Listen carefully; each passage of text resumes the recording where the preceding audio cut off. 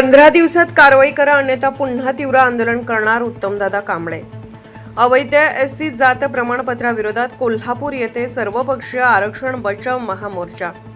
कोल्हापूर जिल्ह्यामध्ये अनुसूचित जातीमध्ये नसताना देखील काही लोकांना अवैध अनुसूचित जातीचे जात प्रमाणपत्र देऊन मूळ अनुसूचित जातीच्या लोकांच्यावर संबंधित विभागाने अन्याय केला आहे। दिलेली जातीची प्रमाणपत्रे रद्द करून संबंधित अधिकाऱ्यांना येत्या 15 दिवसात बडतर्फ करा, तसे न झाल्यास 15 दिवसानंतर पुन्हा तीव्र आंदोलन छेडणार असल्याचे आरपीआयचे जिल्हा अध्यक्ष उत्तमदादा कांबळे यांनी प्रतिपादन केले। अवैध एससी जात प्रमाणपत्राविरोधात कोल्हापूर येथे सर्वपक्षीय आरक्षण बचाव महामोर्चावेळी ते बोलत होते। कोल्हापूर जिल्ह्यात अवैधरित्या अनुसूचित जातीचे जात प्रमाणपत्र देण्यात आल्याच्या प्रकरणाविरोधात सर्वपक्षीय आरक्षण बचाव महामोर्चाचे आयोजन करण्यात आले। या महामोर्चाला आज कोल्हापूर येथील बिंदू चौक येथून हजारो लोकांच्या उपस्थितीत मोठ्या उत्साहात सुरुवात झाली। जिल्ह्यात काही व्यक्तींना नियमबाह्य पद्धतीने एससी जातीचे दाखले देण्यात आल्याचा आरोप करत विविध पक्षांच्या पदाधिकारी, सामाजिक कार्यकर्ते आणि नागरिक मोठ्या संख्येने या मोर्चात सहभागी झाले होते। हातात फलक व घोषणा देत मोर्चेकऱ्यांनी प्रशासनाचे लक्ष वेधले। मोर्चा बिंदू चौकातून निघून जिल्हाधिकारी कार्यालयावर धडकला। यावेळी मोर्चेकऱ्यांच्या वतीने जिल्हाधिकारी अमोल येडगे यांना निवेदन देण्यात आले। या निवेदनात अवैधरित्या दिलेले एससी जात प्रमाणपत्र तात्काळ रद्द करावे, तसेच या प्रक्रियेत सहभागी असलेल्या संबंधित अधिकारी व कर्मचाऱ्यांवर कठोर कारवाई करून त्यांना निलंबित करावे अशी ठाम मागणी करण्यात आली। आरक्षण व्यवस्थेचा गैरवापर होऊ नये आणि खऱ्या पात्र लाभार्थ्यांवर अन्याय होऊ नये यासाठी प्रशासनाने तातडीने चौकशी करून योग्य ती कारवाई करावी अशी मागणी मोर्चेकऱ्यांनी केली। प्रशासनाच्या जिल्हाधिकारी अमोल येडगे यांनी या प्रकरणाची गांभीर्याने दखल घेऊन योग्य ती चौकशी करण्यात येईल असे आश्वासन दिले। यावेळी सुकुमार कांबळे, माजी सुजित मिंचेकर, माजी आमदार राजू आवळे, आरपीआयचे जिल्हा अध्यक्ष उत्तमदादा कांबळे, दुर्वास कदम, साहित्यिक चंद्रशेखर कांबळे, राजेंद्रदादा ठिकपुर्लेकर, शिवाजी कवाडे, सुभाष देसाई, डीजे भास्कर यांच्यासह मान्यवरांनी मनोगत व्यक्त केले।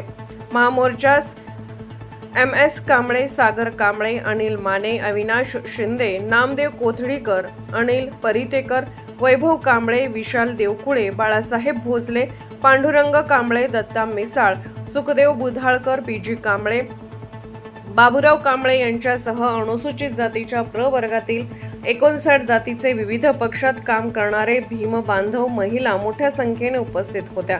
कारण जर का एका माणसाला म्हणजे ओबीसी माणसाला त्यांना 2016ला ह्या प्रवर्गातून निवडणूक लढवली आणि साहेब आता याला दाखला देऊ नका एससी म्हणून दाखवलंय, त्याबद्दलची कागदपत्र एकनाथ काळबांडे साहेबांच्या टेबलवर आहेत, तरी सुद्धा एकनाथ काळबांडे साहेब त्या कागदासनी केराची टोपली दाखवतात आणि त्याला एसटीचा दाखला देतात।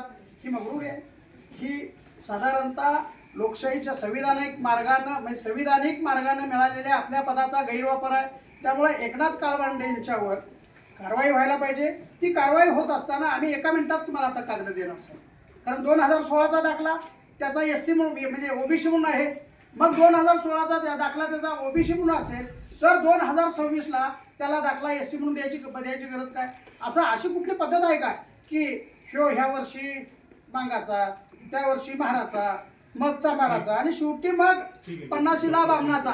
अशी काय आपल्यात कार्यपद्धती आहे का प्रशासनामध्ये? अशी काय कार्यपद्धती असेल, जात जर बदलत असेल तर मग असू दे तिकडं, आम्ही काय बोलत नाही मग तुमच्यासंग। पण ह्या सगळ्या गोष्टी साहेब अगदी म्हणजे संविधानिक दृष्ट्या प्रचंड वाईट आहेत।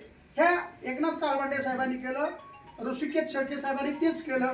ह्याच्या पलीकडे जाऊन 2022ला 2012चा दाखला कस्टडीत आहे, घरात आहे, तरी सुद्धा 2012ला महेश पाटील नावाच्या माणसानं दाखला काढला साहेब, आणि तो दाखला काढून हा दाखला आणि हा दाखला कलेक्टर म्हणजे उपविभागीय अधिकारी साहेबांना म्हणा लागलेत आमची सगळी मंडळी, साहेब ओबीसी की एससी अगोदर ठरवा पाहिजे, बापा ठरवायच्या अगोदर कसं काय हे दोन्ही पण उभारल्या इथं ओबीसी का एससी हे साहेबांनी ठरवायला पाहिजे का नव्हतं? तर नाही, तो दाखला त्यांनी सरेंडर केला। त्यांना कुणी अधिकार दिला सरेंडर करायचा किंवा दाखला रद्द करायचा? हे कुणी दिला?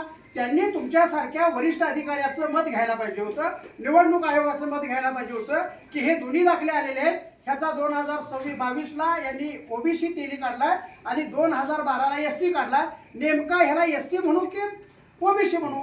हा सल्ला घ्यायला पाहिजे होता त्याने, घेतला नाही. आणि दुसरी गोष्ट अशी आहे की त्याच दिवशी बेलेकर नावाचा अधिकारी त्या आमच्या वकील म्हणजे भूमिका मांडणाऱ्या वकिलाला म्हणतो तिथून पळायचं नाहीतर गुन्हे दाखल करी. कायदा काय, कायदा हा आहे का आम्ही हुकुमशाहीच्या ह्याच्यात राहतो, हिटलरांच्या जगात राहतो की काय? साहेब आपण अत्यंत दक्ष अधिकारी आहात. आपण अधिक म्हणजे आमच्या दृष्टीनं आम्हाला अजूनपर्यंत आपण अगदी आमच्या समाजाच्या वेदना भावना मांडणारे आहात. परंतु तुमचं प्रशासन आजारी आहे. तुमचं प्रशासन पैशाच्या भोवती खेळायला लागले. तुमच्या प्रशासनामध्ये प्रचंड खाली सगळा खेळ चालू आहे. तो खेळ बंद व्हायला पाहिजे. आपल्यासारख्या अधिकाऱ्याला बदनाम करण्यासाठी खालच्या अधिकाऱ्यांनी जो चालवलेला खेळ आहे तो खेळ असाच राहिला, चालू राहिला तर आमच्या अधिकारावर प्रचंड मोठा गदा येईल आणि तो आमच्या अधिकारावर गदा येऊ नये म्हणून अगोदरी गडहिंग्लज प्रांताधिकाऱ्यांनी दिलेल्या दाखल्याचं दप्तर जे आहे ते दप्तर आपण सीलबंद करावं आणि आपल्या ताब्यात घ्यावं. इचलकरंजी प्रांताचं आणि तहसीलदारांचं जे दप्तर आहे ते सीलबंद करावं. कारण त्या दाखल्यामध्ये सुद्धा आमच्या अलकास्वामीच्या दाखल्यामध्ये साहेब गडहिंग्लजमध्ये जाऊन बदल केला. बेडा जंगम अगोदर लिंगायत आहे आणि त्याच्या खाली बेडा जंगम लिहिले. साहेब 1900 म्हणजे साधारणतः 52-53ला बॉलपेन नव्हताच हो, शाई पेन होते ना. त्यांनी बॉलपेनला लिहिले साहेब, बॉलपेननं. आणि आपल्याला बॉलपेन हे कळते. म्हणजे एवढं जर का प्रशासनातल्या अधिकाऱ्यांना कळत नसेल साहेब तर आम्ही काय करायचं सांगा बघू. आणि हे सगळं साहेब हे सगळं पैशावर चालू आहे. काय तुमच्यासारख्या दंडाधिकाऱ्यांच्या समोर बोलताना आम्हाला निश्चितपणानं संविधानिक दृष्ट्या बोलत असताना थोडंसं मनाला वेदना होता. म्हणजे आम्ही असं बोलू नये असं आम्हाला वाटतंय. परंतु साहेब संविधानिक मार्गाने निर्माण झालेली ही जी काय पद आहेत ह्या पदावर बसलेला जो अधिकारी आहे तो जर का पैसे घेऊन आमच्यासारख्या गरीब माणसांचं आरक्षण लाटत असेल, आरक्षण दुसऱ्याला देत असेल तर आम्ही ते खपून घेणार नाही. आणि म्हणून आमची नम्र विनंती आहे सर इथून पुढे आमची नम्र विनंती आहे या ह्याच्यामध्ये आम्ही तुम्हाला आज निवेदन घेऊन आलोय. याचा अर्थ असा नाही की आम्ही निवेदन दिलो आणि गेलो. आम्हाला यातलं उत्तर पाहिजे, आम्हाला यामध्ये कारवाई पाहिजे.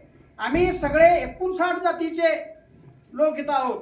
सगळा समाज कोल्हापूर जिल्ह्यातला इथं रस्त्यावर आला की आमचं आरक्षण हे संरक्षण आहे आणि आमच्या संरक्षणाला जर का कोण गालबोट लावत असेल तर आम्ही अजिबात शांत बसणार नाही. म्हणून आम्ही लोकशाहीच्या मार्गाने आलोय.